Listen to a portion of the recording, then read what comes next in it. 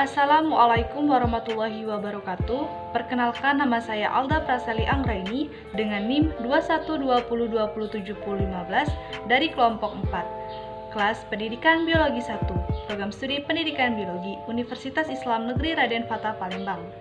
Di video kali ini saya akan menampilkan video mengenai organisasi sel pada makhluk hidup, di mana terdapat perbedaan sel prokariotik dengan sel eukariotik, menjelaskan mengenai sel hewan dan sel tumbuhan. Di mana video ini untuk memenuhi tugas UAS mata kuliah biologi sel dengan dosen pengampu Ibu Dr. Umi Hiras Habisukan, SPD MKes.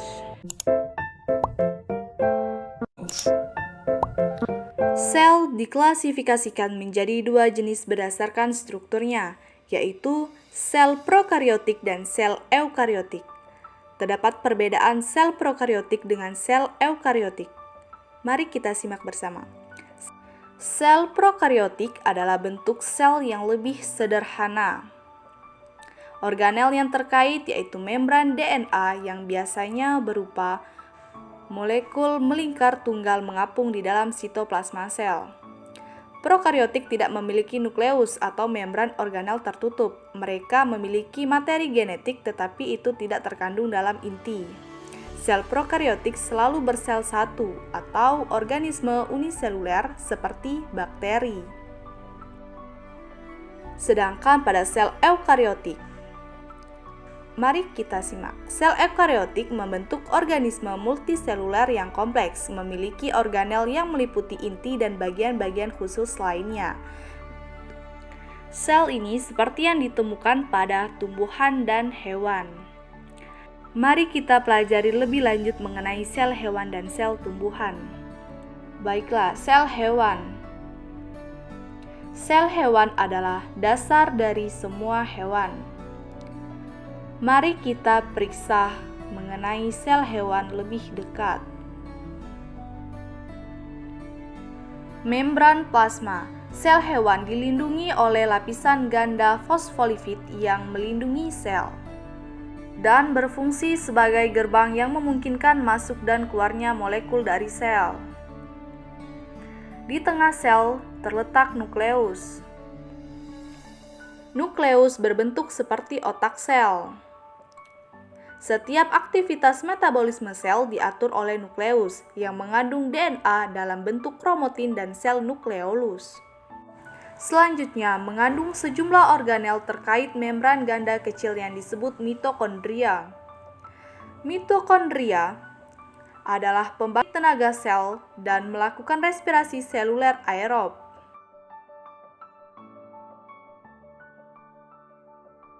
Selanjutnya, ribosom adalah badan globular kecil yang ditemukan dalam jumlah besar di dalam sel. Mereka dikenal sebagai pabrik protein sel saat mereka membawa keluar sintesis protein di dalam sel. Ribosom dapat bebas atau menempel pada retikulum endoplasma.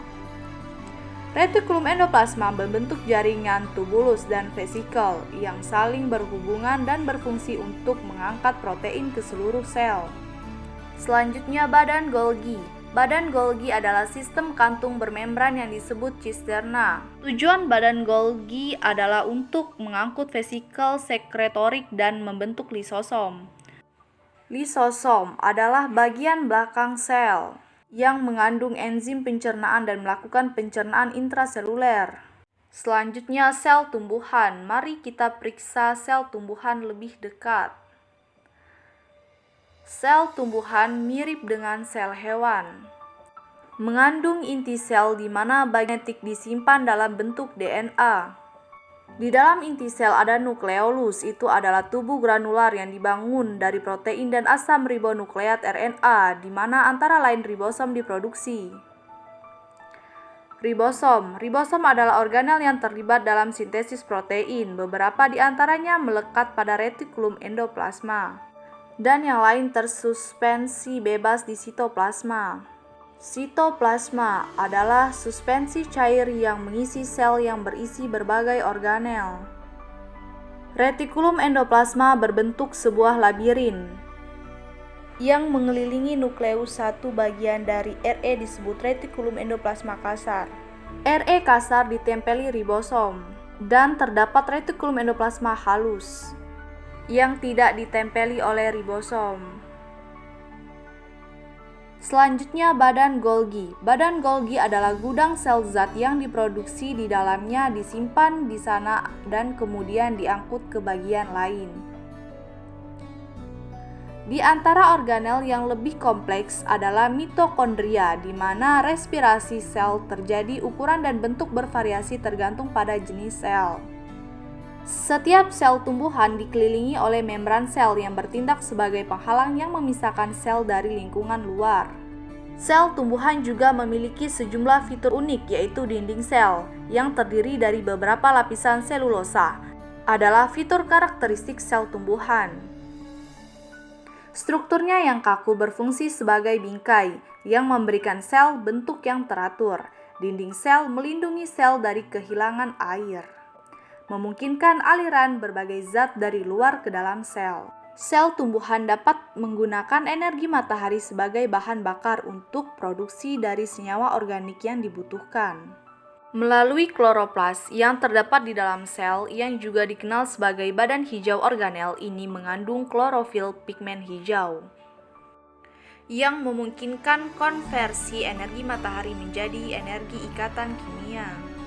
Selanjutnya vakuola. Vakuola pada sel tumbuhan berukuran besar yang permukaannya sering menempati hampir seluruh sel adalah fitur unik lain dari vakuola. Sel tumbuhan dapat disamakan dengan tangkai besar yang diisi dengan getah, sel yang terutama mengandung air dan zat cadangan unsur-unsur. Sel tumbuhan ini bekerja sama erat memastikan fungsi sel yang tepat. Mereka ditemukan di semua sel tumbuhan terlepas dari jenis tumbuhan.